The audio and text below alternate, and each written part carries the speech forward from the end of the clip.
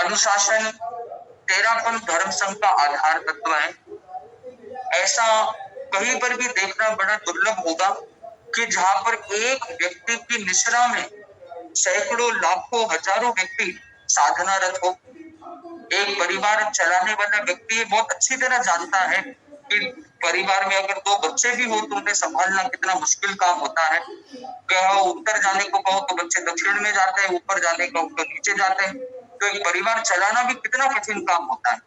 तो हम उससे तुलना करने पर हमें समझ में आता है कि आचार्य के लिए कितना कठिन काम होगा कि वो लगभग वर्तमान में 700 साधु साध्वियां, इतनी समणियां, लाखों श्रावक श्राविकाओं पर कैसे अपना अनुशासन के द्वारा उन्होंने मर्यादा और व्यवस्था को कायम रखा है, ये अपने आप में बहुत बड़ा आश्चर्य। आचार्य तुलसी तेरापन प्रबोध में फरमाते हैं, अनुशासन आधार संभरो, अनुशासन ही प्राण है, अनुशासन है पंथ प्रगति रो, अनुशासन ही प्राण है।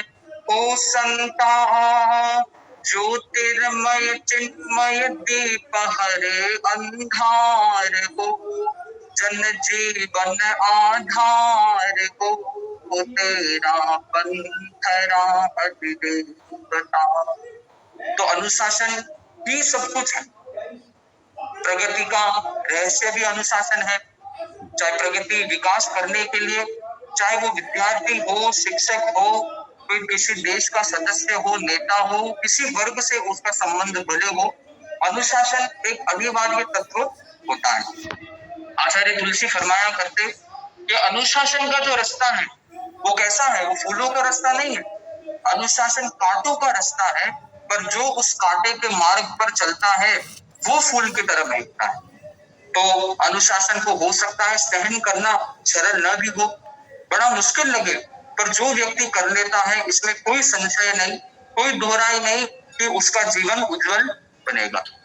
जो अनुशासन को सहन करता है उसका आत्मोत्थान भी होता है, वो अपने पथ पर आगे भी बढ़ता है और उसकी मंजिल भी निकट आती है और वो अपने परम लक्ष्य को शीघ्र ही प्राप्त भी कर सकता है। हम तेरापन के एक ऐतिहासिक प्रसंग को कल सुन रहे थे, दालगणी की अनुशासनात्मक कार्रवाई कि जब मुनिश्री चांदमल जी स्वामी ने अपने अविवेक के कारण, अपनी विचारशीलता की कमी के कारण उन्होंने एक मोटी सी बाई को कुछ ऐसे वचन कह दिए जो उन्हें नहीं कहना चाहिए था। उस मोटी बाई को भैंस की उपमा दी। उसकी जो सांस उठ रही थी, उसकी जो वेदना थी, उसको भैंस की आवाज के साथ उसकी तुलना किया। तो ये मुनिश्री चांदमल जी स्वामी का इसमें कोई संशय नहीं, ये उनका अविवेक था, संयम की कमी थी। जब दालगनी को इस बात का पता चला, दालगनी उन्हें याद करते हैं, याद करने के बाद उन्हें बहुत कड़ा उपालम देते। हमने कल सुना कि दालगनी कितने कड़े अनुशासता थे। जब दालगनी किसी को उपालम देते तो उपालम तो भले एक व्यक्ति को मिलता, पर पूरे ठिकाने का 2 मकान दूर तक भी कोई आदमी बैठा होता तो उसे तो यही महसूस होता, अरे मुझे डांट मिली। उनकी इतनी प्रखर आवाज थी। तो चांदमल जी स्वामी को डांट मिली और चांदमल जी स्वामी ने वहां एक और गलती कर दी। उन्होंने कहा कि भाई मैंने उस बाई को भैंस बोल दिया तो क्या गलती की, वो भैंस जैसी है। इस पर दालगनी ने उन्हें दंड दिया और 1 महीने तक रोटी पानी का दंड दिया। आप कल्पना कीजिए सर्दी का मौसम, जहां पर सर्दी के मौसम में लोग गरम गरम चीज खाने पीने की इच्छा करते हैं, गरम दूध, चाय, वड़ा आदि चीजें, और वहां पर उन्हें सर्दी के मौसम में केवल रोटी और पानी, भले इस रोटी और पानी 2 द्रव्य के सिवाय सब चीज की उनको मनाही कर दी गई। ये दंड में उन्हें दालगनी ने फरमाया। अब इतना कठोर दंड, मुनि चांदमल जी जब दालगनी के कक्ष से बाहर निकलते हैं, बाहर आते हैं, सभी संतों ने, जैसे पता है कि दालगनी उपालम देता है तो किसी से छुपा नहीं रहता। अब सभी संत ने ये सुना, दालगनी के वचन किसी के कानों से अछूते न रहे कि भी मुनि चांदमल जी को इतना कठोर दंड मिला। चांदमल जी बाहर आए, उन्हें समझ में नहीं आ रहा क्या करूं, क्या बोलूं, कैसे करूं।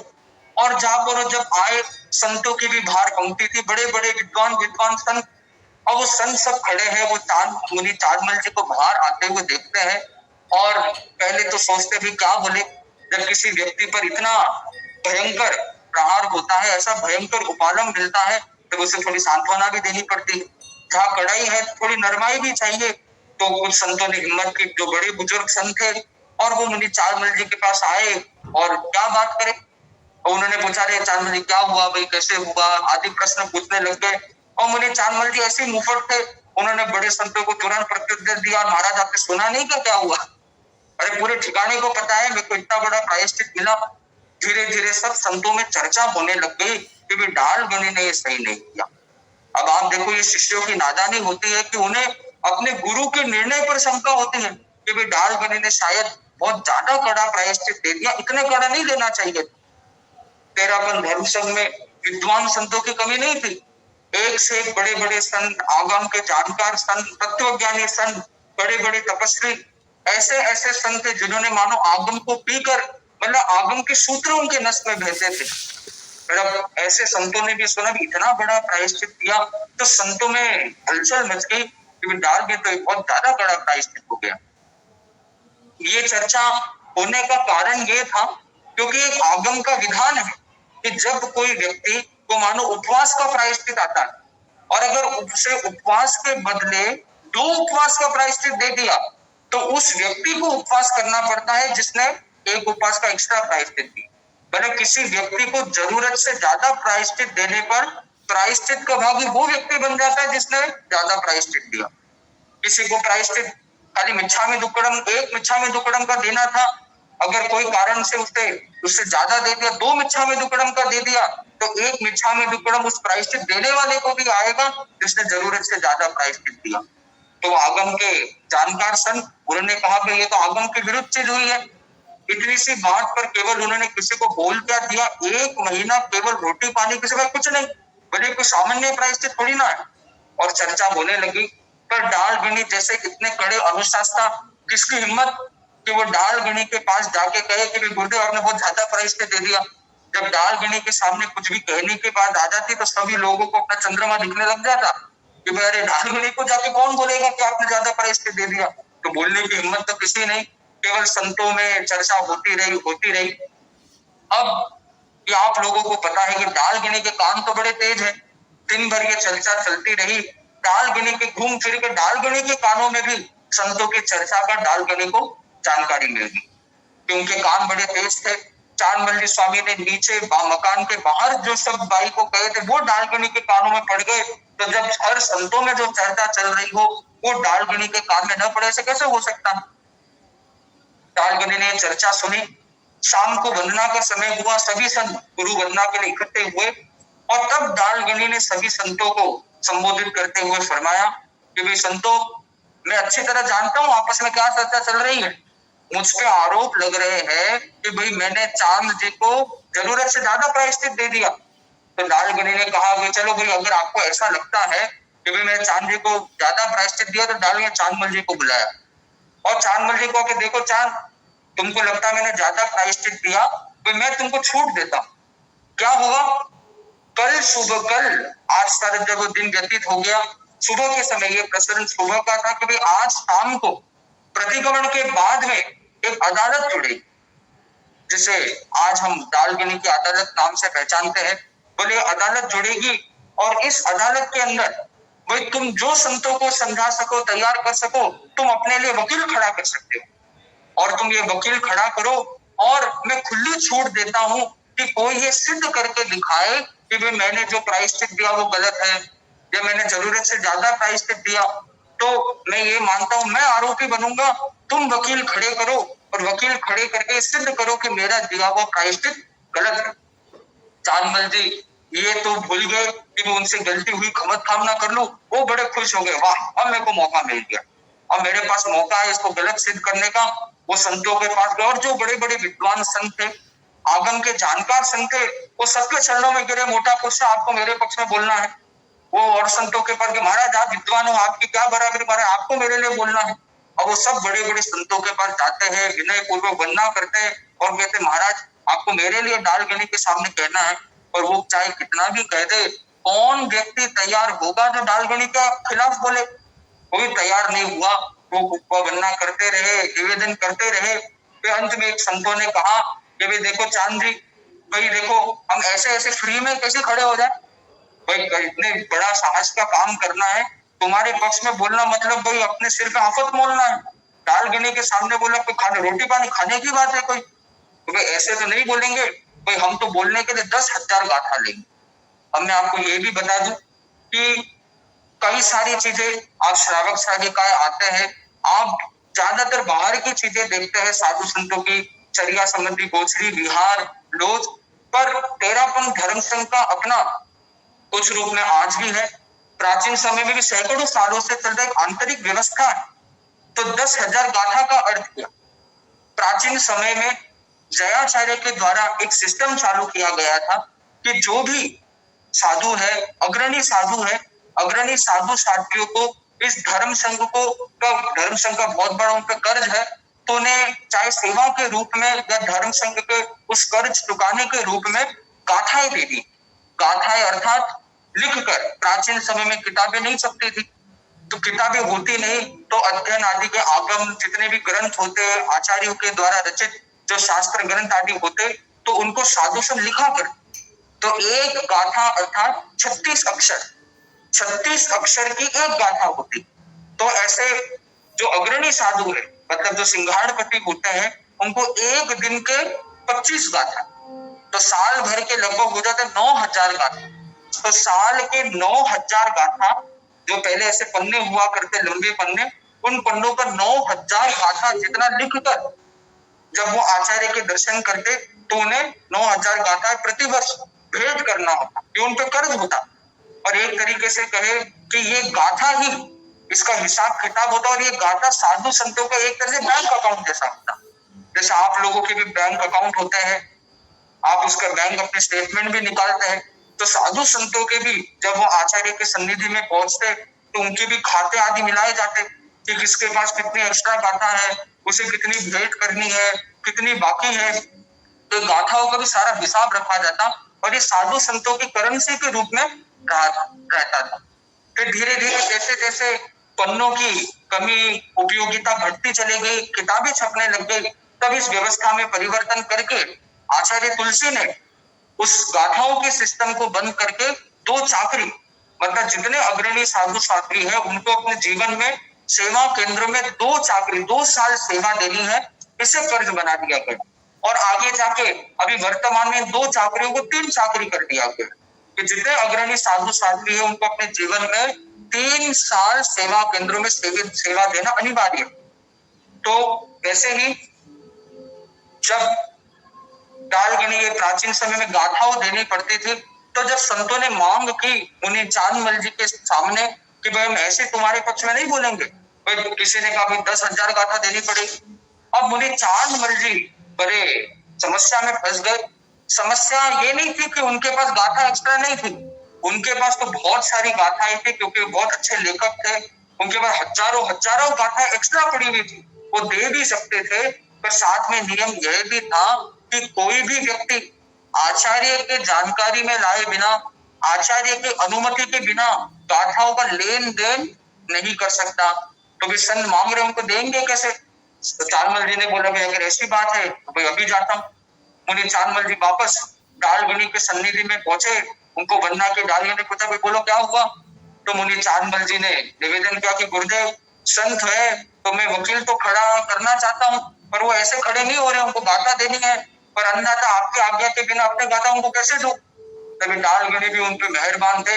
डालगिनी फरमाया ये बात है, बोले जाओ चांद तुमको छूट है, जिसको जितनी गाथा देनी हो जो करना हो वो तुमको छूट है।